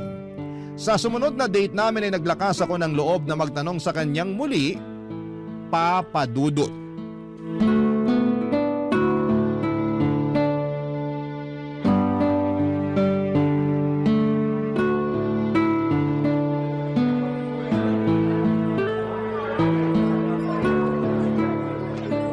Ayos dito sa napili mong coffee shop ah. Hindi masyadong maraming tao. Para magkarinigan tayo ng maayos. Sa mga napuntahan kasi natin dati, ang ingay masyado. Sumakit lang lalamunan ko kakasigaw para lang magkarinigan tayo. Pasensya na. Mahina akong pumili ng lugar kapag nakikipag-date. Hayaan mo, sa susunod na date natin, ako na talaga ang mamimili. Tinawanan lang talaga ako. Order na tayo ng kape? Parang kailangan ko ng mga simsikmura ako. Teka, bago tayo magpaasim ng sikmura, may gusto lang sana akong itanong. Ano yun? Ang tagal ko na kasing gustong itanong to sa'yo, kaya lang nauuna lagi yung hiya ko. Uutang ka ba? Hindi ah! Mukha na ba talaga akong gipit sa paningin mo? Biro lang. Ang seryoso mo kasi. Seryoso nga kasi itong sasabihin ko.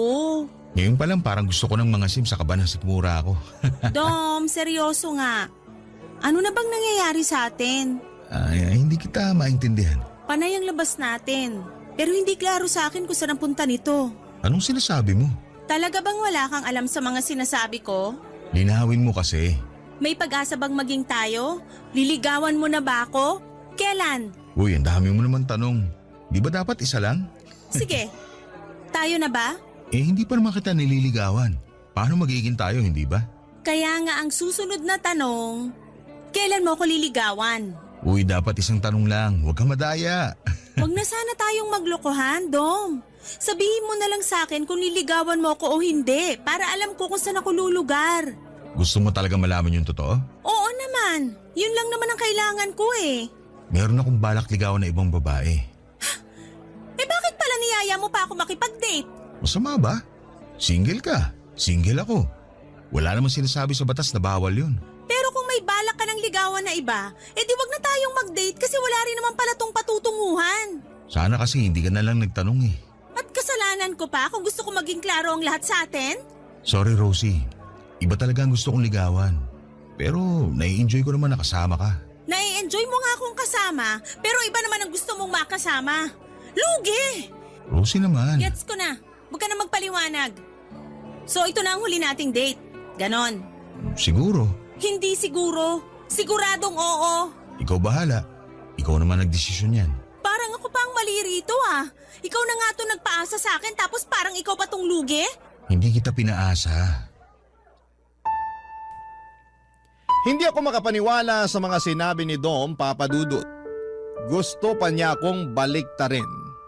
Nainis ako at hindi na sumagot sa huling sinabi niya. Hindi raw niya ako pinapaasa? Ganon ba siya kasama? Matapos ang ilang gabi naming paglalandian, ilang buwan din niya akong hinarot at ilang gabi rin akong napuyat para mabenta ko ang sarili ko sa kanya para maligawan na niya ako sa wakas. Tapos sa bandang huli, Papa Dudut, noong gusto ko nang iklaro ang lahat ay bigla niyang sasabihin sa akin na hindi niya ako pinaasa at meron daw siyang ibang balak na ligawan. Hindi na ako nakatiis, umalis na ako kaagad sa coffee shop na yon at hinabol niya ako hanggang sa labas. Kinumbinsi niya ako na ituloy natin ang pagkakape dahil sayang naman daw ang pinuntan namin doon. Kaya lang ay nawala na ako ng gana. Agad kong pinara ang taxi na dumaan at walang kimong iniwan siya. Papadudot, nahirapan akong mag-move on kay Dom. Hindi ko siya blinak sa social media kahit ang kanyang cellphone number. Alam kong merong parte pa rin sa puso ko na gusto kong marinig sa kanya na ako ang pipiliin niyang ligawan. Pero matapos nga ang pag-uusap naming dalawa ay hindi na siya muling nagparamdam pa sa akin. Doon ako mas lalong nasaktan dahil alam kong hindi niya ako gusto talaga, Papa Dudut.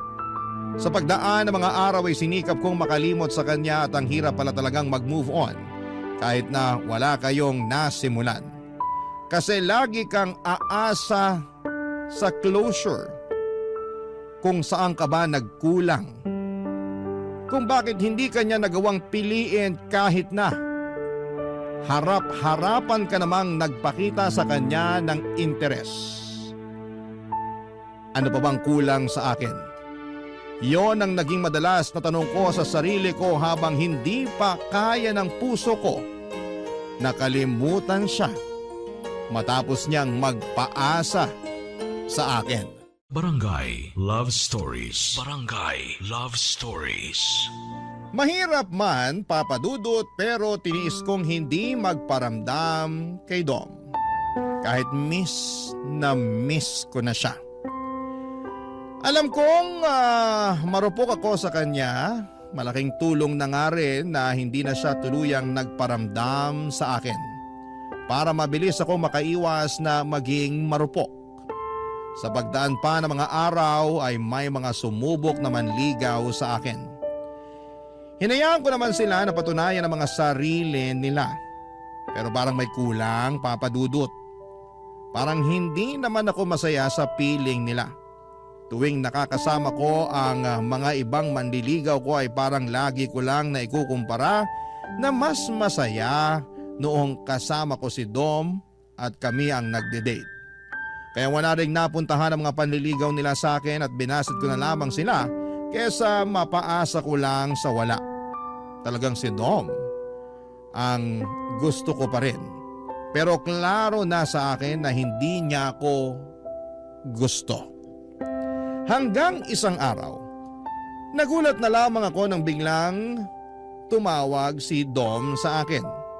Hindi ko sinagot dahil naunahan ako ng kaba na humalo pa sa kilig. Ibang panginginig ko noon at hindi ko alam kung sasagutin ko ba o hindi. Pero mas nangibabaw ang kagustuhan kong muling marinig ang boses niya. Nang sinagot ko ay nagpanggap akong busy at hindi na siya naaalala pa. Hanggang sa bigla niya akong inayang mag-date dahil na-miss daw niya ako. Lihim akong kinilig sa sinabi niya, Papa Dudut. Inaisip ko na baka may chance na kaming dalawa. Kaya nung inaya niya akong mag-date ay hindi ako agad nakatanggi. Nag-date muli kami sa coffee shop kung saan kami naudlot. Baka naman sa pagkakataong yun ay matuloy na maayos ang coffee date naming dalawa, Papa Dudut.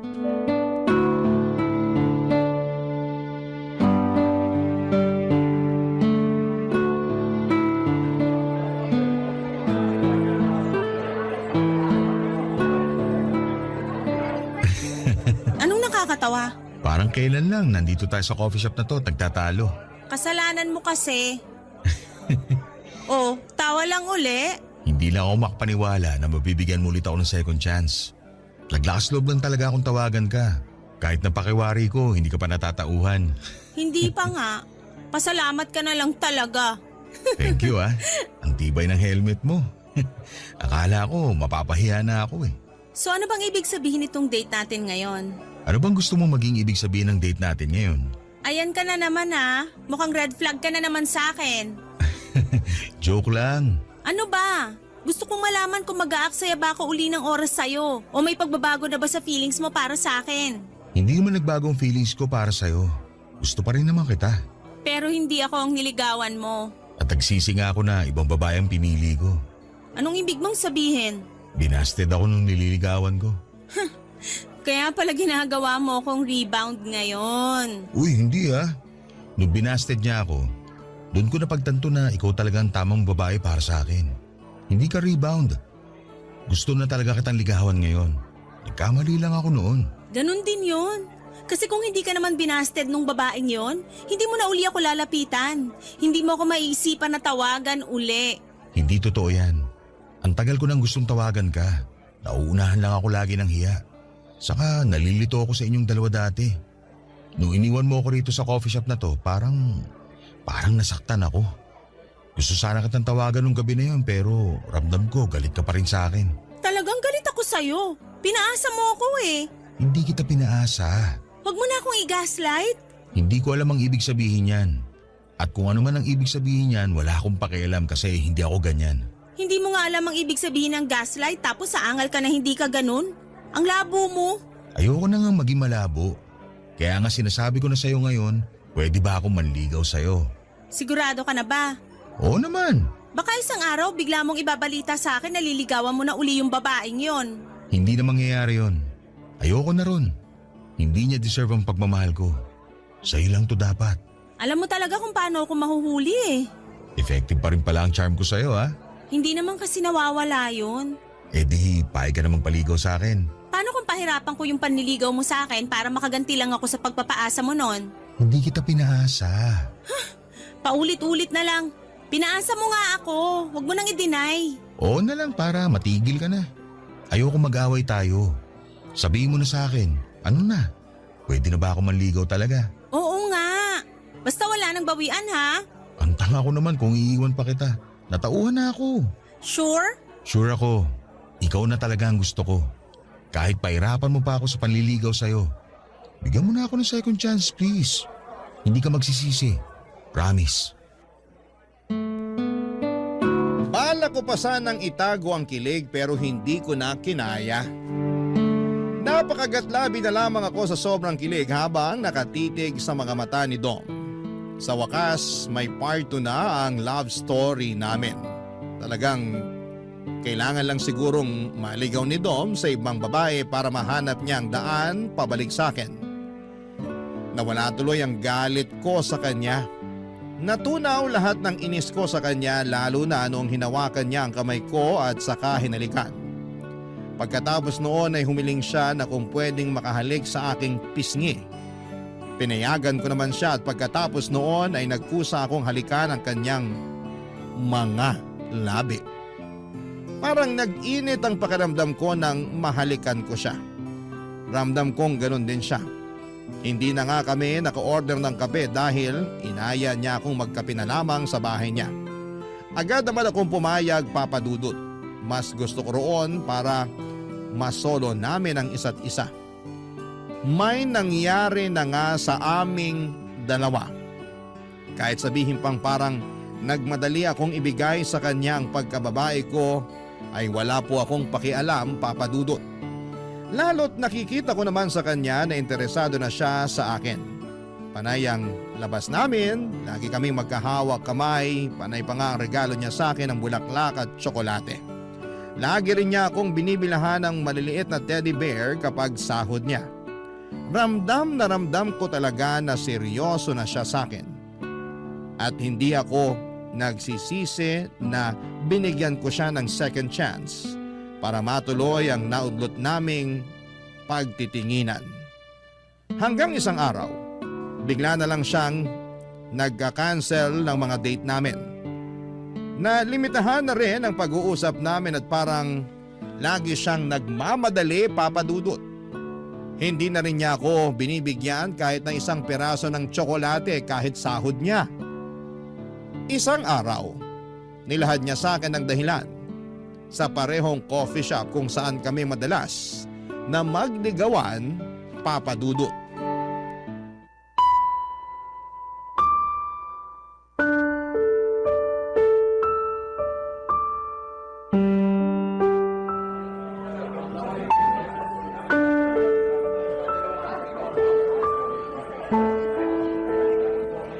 Mabuti naman at pumayag ka na makipagkita sa akin. Nakakatampo ka na ah. Pasensya ka na talaga, Rosie. Okay ka lang ba? Oo naman. Okay pa ba tayo? Oo. Bakit biglang nabulol? Nabigla lang ako sa tanong mo. Ako nga tong nabibigla sa mga reaksyon mo eh. May problema ba tayo? Wala naman. Naging busy lang talaga ako. Dati ka pa naman busy, pero nagagawa mo pa rin akong pansinin. Ngayon parang wala na ako sa'yo eh. Kung hindi pa ako magagalit sa chat, hindi ka pa magre-reply sa akin. Hindi ko naman kasi madalas hawak ang cellphone ko ngayon. Ang dami mong dahilan. Sumasagot lang kasi ako sa tanong mo. Alam kong may problema, kahit ilang beses ka pang mag-deny sa akin. Wala nga. Dom, please. Huwag mo naman akong hayaan na mag-overthink lagi. Hindi na ako makakonsentrate sa trabaho ko dahil lagi kong iniisip kung may problema tayo. Paulit-ulit naman, Rosie. Sabi ngang wala. Umorder ka na nga lang ng kape para makauwi na ako. At ngayon nagmamadali ka naman. Ilang linggo ka nang hindi nakikipagkita tapos ngayon parang gusto mo na ako agad itaboy? Hindi kita tinataboy. Ayoko lang gabihin sa daan kasi matraffic ngayon. Biyernes pa naman. Kailan ba hindi naging matraffic sa Manila? Ayusin mo naman yung dahilan mo. Ano ba gusto mong marinig sa akin ha? Nakakairita na eh. Yung totoo. Ano, Dom? Ayaw mo na ba sa akin? May gusto ka na bang ligawan na iba? Wala akong ibang gustong ligawan. Pero paano ko? Itutuloy mo pa rin ba yung panliligaw sa akin? Ay, nako. Bumuntong hininga pa talaga. Ayaw mo nang manligaw sa akin? Nahihirapan ka na bang mapasagot ako? Kasi kung naiinip ka na, pwede na kitang sagutin ngayon. Hindi mo kailangan gawin. Mabuti na lang din at nabanggit mo yan kasi parang gusto ko munang ihinto panliligaw ko sa'yo. Ano?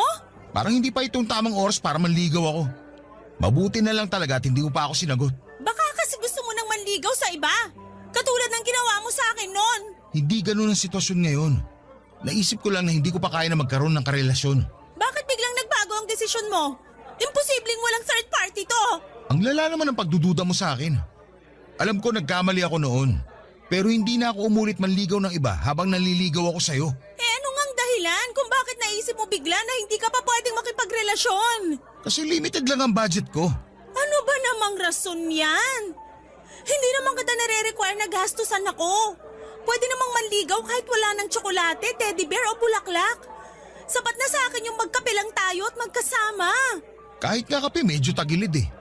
Kailangan ko mag-ipon kasi bala kong bumili ng bahay at lupa sa probinsya namin. Para may matira naman ng mga magulang ko. Kung ganun, susuportahan naman kita dyan. Pwedeng pansamantala, ako muna ang gagastos sa mga date natin. Wala kang ilalabas kahit ano. Kahit sa bahay mo lang tayo mag-date palagi para hindi ka na mamasahe palabas. Ako nang bahala. Wala pa naman ako masyadong responsibilidad sa pamilya ko kaya okay pa na ikaw muna ang pagkagastusan ko. Hindi mo kailangan gawin yan. Mag-ipon ka rin para sa'yo. Huwag mo akong gayahin. Tignan mo ako. 40 na pero wala pa rin ipon. Tapos ngayon parang huli na, saka naman ako nagkukumahog para magkaroon ng pera. Rosie, marami pang iba dyan. Makakahanap ka pa ng ibang lalaki na paninindigan ka. Ano pa bang laban ko kung tinapos na niya, Papa Dudut? Kung ayaw na niya. Napatahimik na lamang ako at hindi ko na alam kung tatayo na ba ako para umalis ng walang paalam. Hindi naman ako makaiyak dahil nahiya akong ipakita yon sa kanya. Ayokong makita niya na mahina ako dahil lang sa pag-iwan niya sa akin. Hinawakan niya ang kamay ko at sinabing gusto niya talaga ako pero kailangan niyang gumawa ng sakripisyo para sa pamilya niya. Pinilit ko siyang unawain dahil pamilya naman niya yon. Masakit lang kasi na sa ikalawang pagkakataon ay pinili niyang bitawan ako para sa iba. Para matakpan ng sakit, umorder na lamang ako ng kape para sa aming dalawa. Sinabi kong libre ko na para tulong na rin sa kanya. Hindi naman siya pumalag, Papa Dudut. Iyon ang huling kape naming dalawa. Tahimik lamang kami habang inuubos ang kape at panay ang tingin ko sa mga pumapasok na magkakadate sa coffee shop na yon. Nakaramdam po ako ng pait. Bakit masaya sila at kami hindi? May malas ba sa coffee shop na yon kaya palagi kaming natatapos doon ni Dom.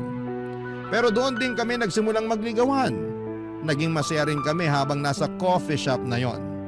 Hindi ko dapat sisihin ang lugar.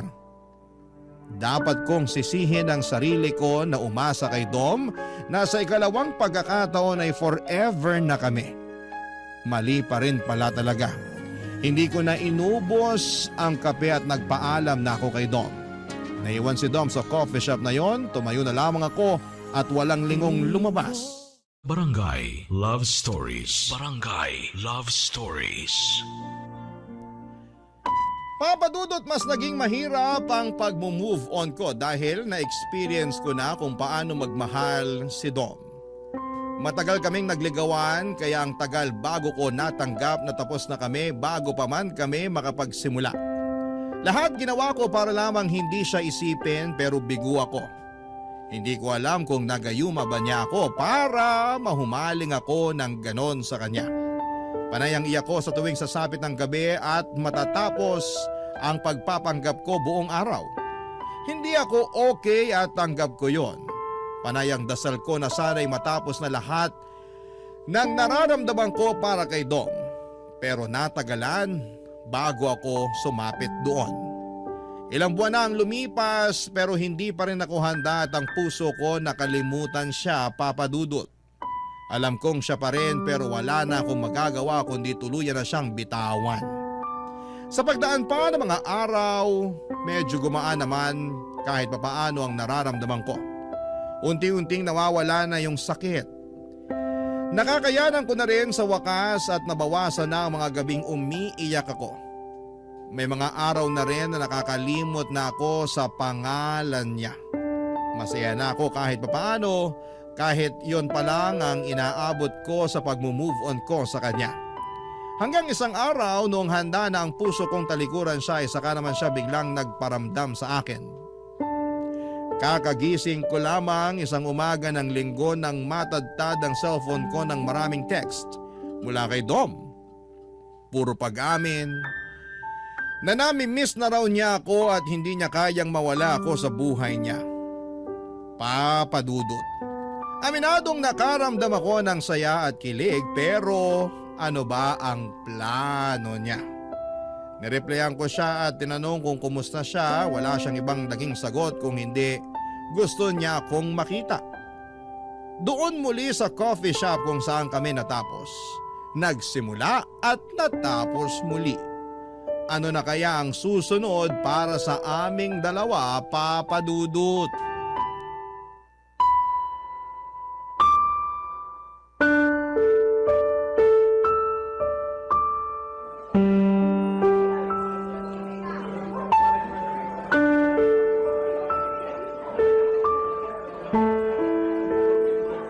Diretsahan na. Bakit bigla mong tatadta rin ng mga text yung cellphone ko? Masama ba? Masama talaga. Tinapos mo na tayo, di ba? Dapat hindi ka na nagpaparamdam pa. Oo, pero... Pero gusto mo uli akong paasahin. May third eye ka ba? Kasi parang ramdam mo ko eh. Ramdam mo kung kailan kaya ko nang bumitiw sa'yo. Saka ka biglang lalapit para testingin uli ako. Hindi totoo yan. Namiss lang talaga kita. Sinungaling. Totoo yun. Kung alam mo lang kung gaano kahirap sa akin na masanay na wala ka na ulit sa akin. Ang hirap. Huwag mo nga akong daanin sa drama. Kung nadaan mo ako sa ganyan dati, ibahin mo ngayon kasi kaya ko na. Kaya ko nang bitawan ka. Kung totoo yan, bakit nandito ka ngayon? Bakit parang nakakapit ka pa rin sa ating dalawa? Kasi, curious ako. Curious o gusto mo pa rin ako? Curious. Yun lang talaga. Hindi ako naniniwala. Kita ko sa mga mata mo na namiss mo rin ako. At masaya kang nakita ako ngayon. Ang kapal din naman ang mukha mo. Kinakapalan ko na talaga ang mukha ko para lang maamin sa'yo ang totoo. Namiss kita, Rosie. Ang hirap pala na wala ka sa buhay ko. At bakit ngayon lang yan? Ilang buwan mo akong hinayaan? Kasi alam mo naman may kailangan ako isakripisyo, hindi ba? Ako na lang lagi sinasakripisyo mo kapag nagigipit ka. Kasi alam ko maiintindihan mo ako. Kasi wala naman akong ibang choice. Kahit hindi kita intindihin, wala pa rin ako ibang magagawa kundi tanggapin yung pagtalikod mo sa akin. Wala na ako ibang masasabi kung hindi sorry. Yun lang ang kaya kong gawin. Sana pala hindi ka na lang nakipagkita kung sorry lang ang sasabihin mo. Kasi okay na ako eh, kahit hindi ko yan matanggap sa'yo. Pero hindi okay sa akin na hindi makahingi ng sorry sa lahat ng nagawa ko sa'yo. Patawarin mo sana ako. At kung mapatawad kita ngayon, anong mangyayari? Kung meron man akong gusto mangyari ngayon, walang iba kundi magkaayos tayo at sana mabigyan mo ako ng third chance. Third chance mo mukha mo. Wala na ba talagang pag-asa, Rosie? Isipin mo lahat ng ginawa mo sa akin. Saka mo itanong kung dapat ba kitang bigyan ng third chance. Alam ko mahirap na pagbigyan mo ako ulit ngayon. Pero makakasiguro ka na hindi magiging mali ang desisyon mo kapag bumalik ka sa akin. Natuto na ako. Na-realize ko na hindi ko kayang wala ka. Tapos iiwan mo uli ako kapag may gulo na naman sa buhay mo. Hindi na mangyayari yun. Kung may problema man ako, hindi na ako bibitaw. Natuto na nga ako. Ayoko nang mahalin ka, Dong. Nakakainis ka. Halika nga rito. Yakapin mo ako. Ibig sabihin, pasado na ako sa third chance? Ayaw mo yata eh. Gusto, syempre. Gustong gusto ko.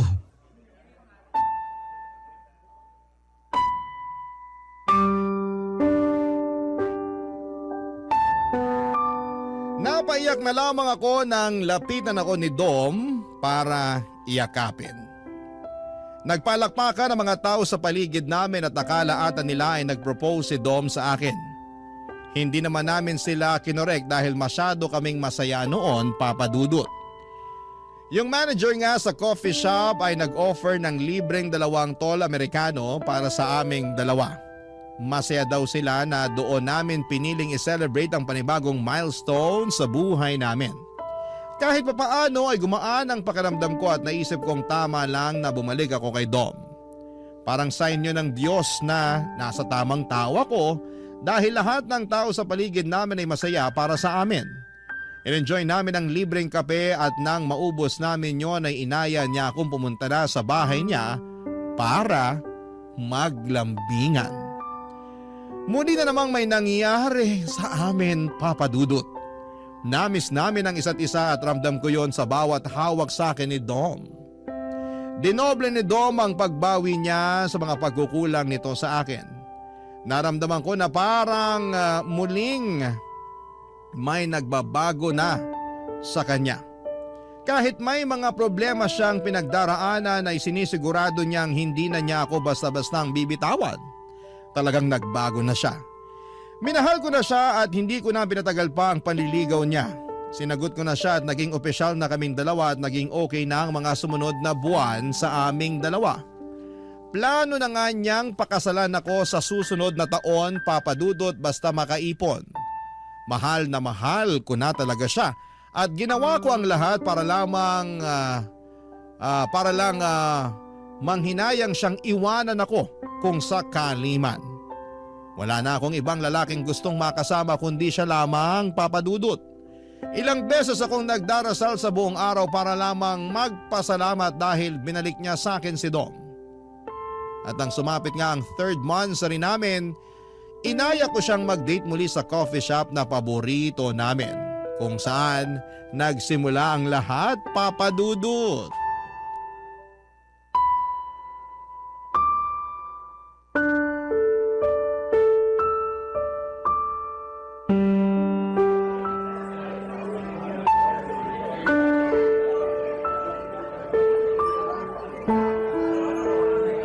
Bakit ngayon ka lang? 3 oras na ako naghihintay sa'yo rito. Nakailang higop na ako ng kape. Inaasid na ako ng malala. Pasensya na. May nakasalubong lang kasi ako.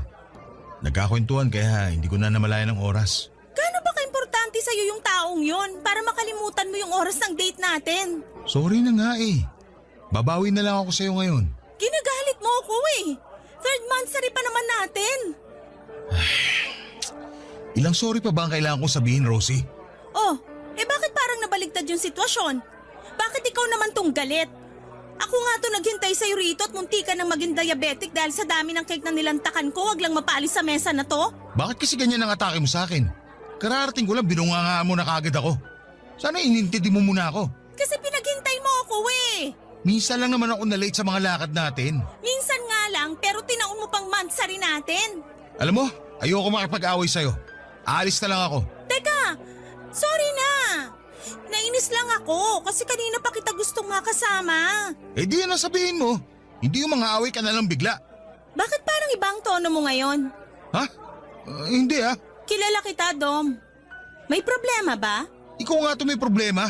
Ikaw to nang-aaway tapos bigla mo ipapasa sa akin yung issue. Hindi eh. Alam ko na yung galawan mo eh. Anong meron? Sige, maging tamang hinala ka na naman. Alam mo, mabuti pa. Maghiwalay na lang tayo. Dom? Sino ang nakamit mo kanina? Bakit? Ayokong maging tamang hinala. Pero hindi ka naman kasi ganyan dati. Mahaba ang pasensya mo sa toyo ko. At hindi ka basta-basta nakikipaghiwalay maliban ngayon. Dom, umamin ka. Anong nangyari kanina habang wala ka rito? Wala nga. Huwag mo nga pairalin yung toyo mo. Nakakairita na eh. Bukas na lang tayo mag-usap pag kalmado ka na. Alis muna ako. Dom, please. Mag-usap tayo. Kinakabahan ako sa'yo. Alam mo, ayoko sa lahat yung masyado naghihinala. Maghiwalay na lang talaga tayo. Ayoko na. Bakit ang bilis mong umayaw? Anong nangyari kanina, Dom? Anong nangyari? Rosie, ayoko na. Narealize ko ngayon na hindi pala talaga kita gusto. Napatunayan ko na lang na tama ang feelings ko nung binungangaan mo ako. Anong nangyari, Dom? Sabihin mo sa akin. Hindi ka magdedesisyon ng biglaan kung wala lang. Gusto mo talaga malaman ng totoo? Oo. Naalala mo yung niligawan ko dati? Yun ang busted sa akin? Yung babaeng pinili mo kaysa sa akin? Siya yung kasama ko kanina. Ano na naman to, Dom? I'm sorry, Rosie. Ayoko na maging unfair sa'yo. Mahal ko pa rin pala siya. Dom, ilang beses mo ba akong gaganituhin? Huli na to. Babalik na ako sa kanya. Liligawan ko ulit siya. At kapag binasted ka na naman niya, Hindi niya na ako binasted, Rosie. Sabi niya pwede ko na siyang ligawan. Kasi type na rin daw niya ako.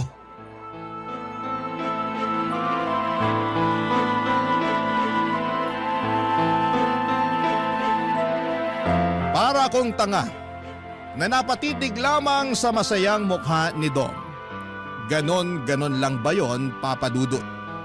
Kapag naisipan niyang bumalik sa iba, ako naman ang bibitawan niya at ako naman ang kawawa.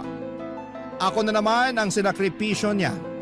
Aalis, babalik, aalis, babalik, aalis, at hindi na magbabalik. Ang pangit ng pattern naming dalawa, aminin kong parte ako ng kasalanan kung bakit siya umaabuso ng ganon sa akin. Dahil alam niyang patay na patay ako sa kanya at kahit na anong mangyari ay babalikan ko siya. Kapag naisipan niyang kumatok ulit, pero hindi na sa pagkakataong yon. Ayoko na. Hindi na tama. Wala akong ibang naramdaman kundi galit ng mga oras na yon. Kinuha ko ang kapeng nasa mesa, tumayo ako at sakay binuhos yon sa ulo niya. Pasalamat siya at malamig na ang kape at nang hinayang ako na sana ay pinainit ko muna yon bago ko ibinuhos sa kanya, makaganti lamang. Nagpalakpakan ng mga tao na nakarinig ng usapan namin. Sa unang pagkakataon ay nagkaroon ako ng lakas ng loob na magpatuloy na lumabas na sa coffee shop na yon at sa buhay ni Dom.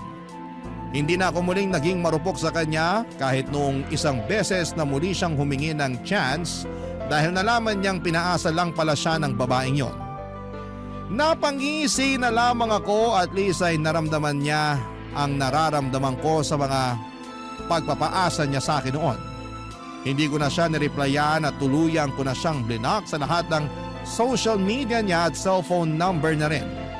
Natanggap ko ng ganun talaga siya at tinanggal ko na siya sa sarili ko sa katoksikan niya. Sa ngayon ay masayang-masaya ako na natauhan na sa wakas sa paghabol ko sa maling pagmamahal at maling tao. Natagalan lang bago ako makarating doon pero ang pinaka-importante ay nagawa ko naman, Papa Dudut, at hindi na ako uulit pa. Maraming salamat po, Papa Dudut, sa pagbasa ng aking liham. Tagahanga talaga ako ng inyong #1 radio station at #1 radio show sa Barangay Love Stories sa Barangay LS 97.1.